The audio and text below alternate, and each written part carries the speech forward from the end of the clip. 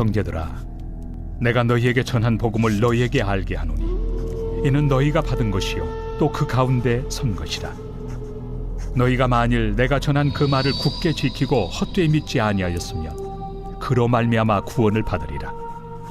내가 받은 것을 먼저 너희에게 전하였노니 이는 성경대로 그리스도께서 우리 죄를 위하여 죽으시고 장사 지낸 바 되셨다가 성경대로 사흘 만에 다시 살아나사 게바에게 보이시고 후에 12 제자에게와 그 후에 500여 형제에게 일시에 보이셨나니 그 중에 지금까지 대다수는 살아있고 어떤 사람은 잠들었으며 그 후에 야고보에게 보이셨으며 그 후에 모든 사도에게와 맨 나중에 만삭되지 못하여 난 자 같은 내게도 보이셨느니라.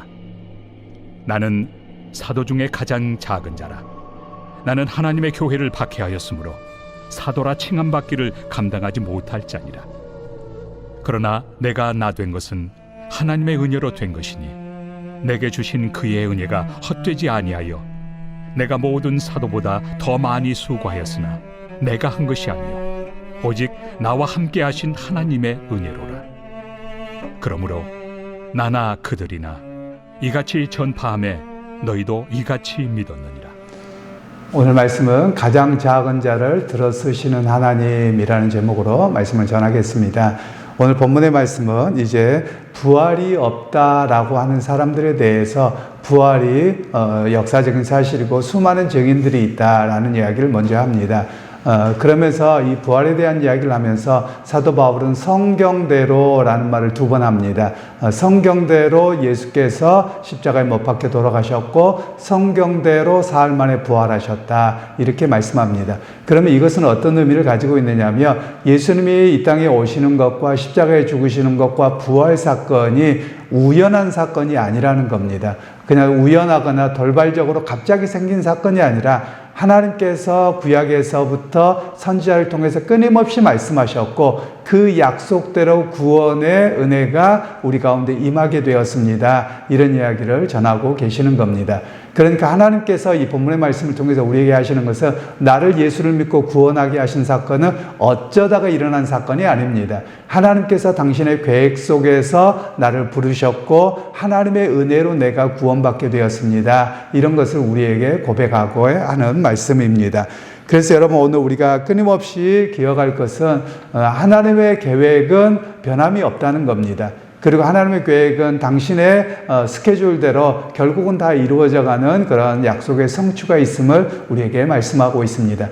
그래서 우리가 조급하지 않아야 될 게 있습니다. 우리가 일생의 걸음을 걸어가며 우리는 내 때를 생각합니다. 그런데 내 때가 아니라 하나님의 때입니다. 그래서 보통 신학에서 이야기할 때 때라는 말을 2단어로 씁니다. 하나는 크로노스라는 말이 있고 하나는 카이로스라는 말이 있습니다. 크로노스라는 말은 지금 2026년 오늘이 6월 12일 뭐 이렇게 하면 13일인가요? 14일? 네, 12일이군요. 네, 6월 12일. 그러면 이걸 크로노스라고 합니다. 몇 년 몇 월 이렇게 해마다 지나가는 것을 크로노스라고 하고요.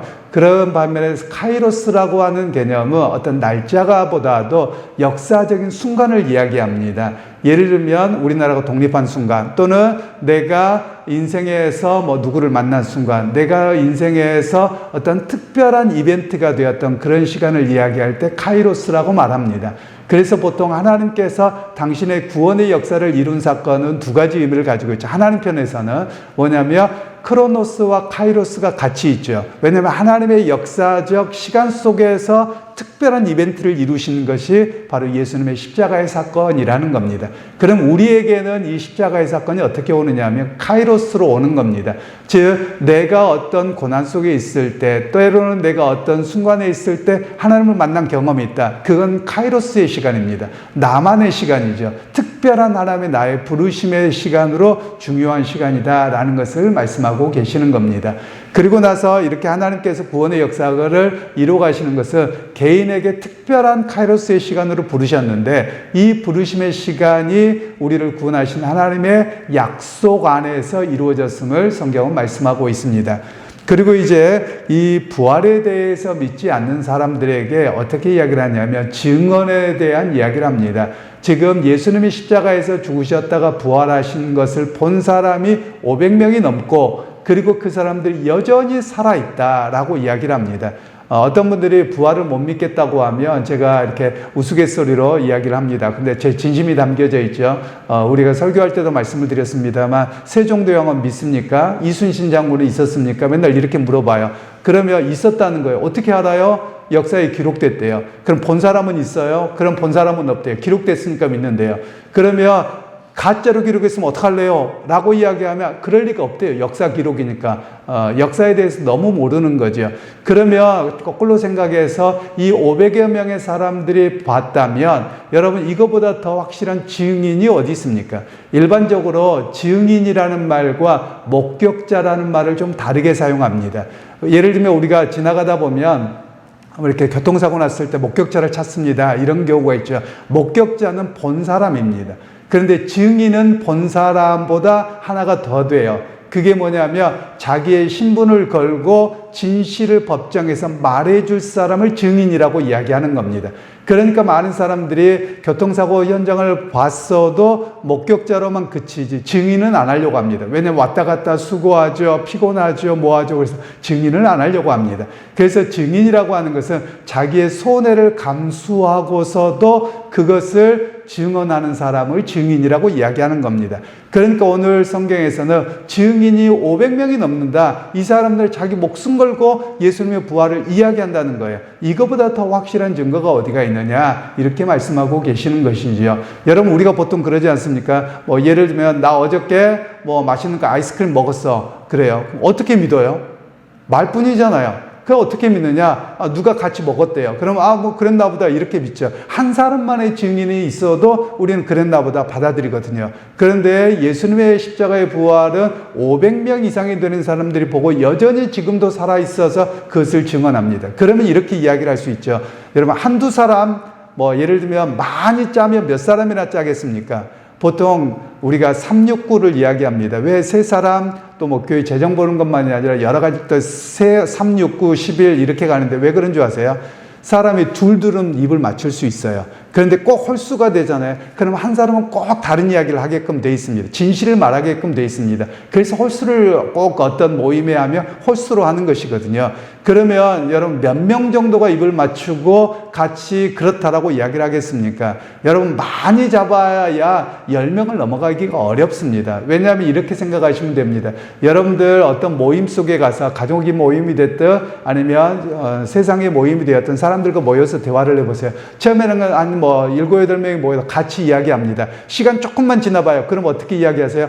요 사람 2사람 이야기하고 저 사람 2사람 이야기하고 저 사람 3사람 이야기하고 이렇게 찢어지거든요. 몇 사람 안 돼도 그러거든요. 그럼 모이고 나서 이야기 들어보면 다 딴소리 합니다. 이게 일반적인 현상이거든요. 그럼 여러분 이런 일반적인 현상에 비교해서 500여 명의 사람들이 보았는데 똑같은 소리를 한다? 여러분 그럼 이보다 더 확실한 증언이 어디 있겠느냐? 사도 바울은 이렇게 말씀하고 계시는 겁니다. 그러면서 사도 바울은 예수님의 부활을 목격한 사람들이 12사도들이 있었고 만삭되지 못한 나에게도 그렇게 기적적으로 나타나셨습니다. 그래서 나의 나 된 것은 나는 사도 될 만한 자격도 없음에도 불구하고 나의 나 된 것은 전적인 하나님의 은혜입니다. 이 고백이 여기에 담겨져 있는 것입니다. 그래서 오늘 우리의 고백도 그래야 됩니다. 우리가 자칫하면 교만합니다. 그 교만이 뭐냐면 내가 신앙생활을 얼마나 했는데 내가 직분이 뭔데 내가 목회를 얼마나 했는데 이 생각을 하는 순간 교만에 빠지게끔 돼 있습니다. 그래서 우리가 해야 될 일이 뭐냐면 하나님의 그 귀한 사역에 나를 부르셨고 내가 교회에 봉사직으로 부르셨고 이것이 얼마나 큰 감사인가 매번 이걸 생각해야 됩니다. 이걸 잃어버리는 순간 사단은 시험 듭니다. 뭐가 합니까? 시기하게 하고 질투하게 하고 내가 이 직분인데 나를 무시해 이렇게 드는 겁니다. 그러니까 사도 바울은 끊임없이 이야기합니다. 내가 어떤 사도보다도 더 많은 수고를 감당했다. 그러나 이것도 전적인 하나님의 은혜입니다. 이렇게 고백하고 있는 것이죠. 그래서 우리가 끊임없이 고백해야 될 일이 있습니다. 일이 많다고 불평하고 뭐 한다고 불평할 게 아닙니다. 하나님께서 나 같은 사람을 써서 당신의 일을 맡기셨다는 겁니다. 교회 주방의 봉사를 하거나 안내를 봉사하거나 모든 일이 마찬가지입니다. 하나님의 당신의 교회, 그냥 세상적인 관점에서 보면 그냥 노동력, 그냥 봉사하는 거거든요. 일하는 거거든요. 이렇게 보는 사람은 믿음이 없는 사람입니다.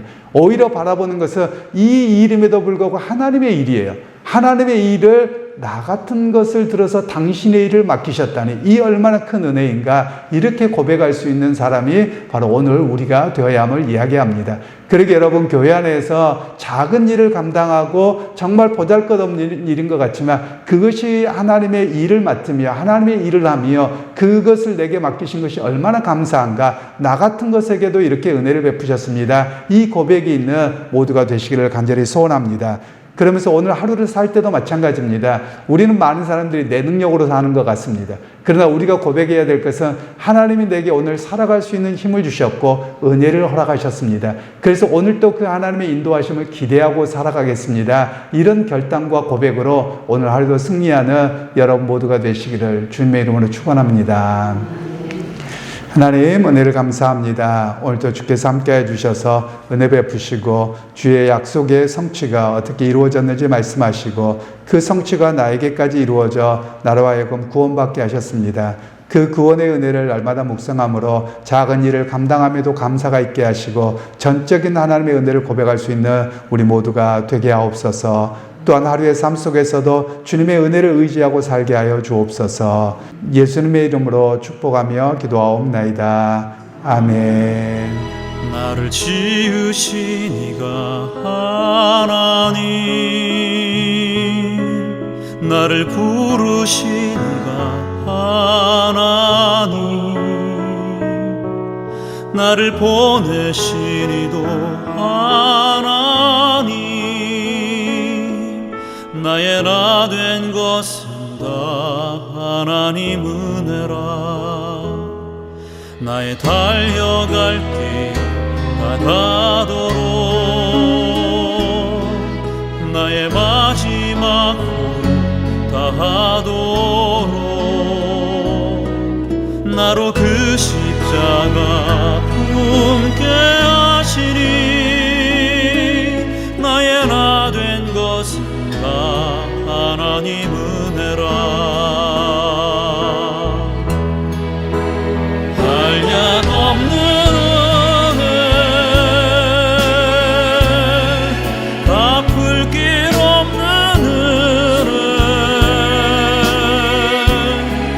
내 삶을 내워 사는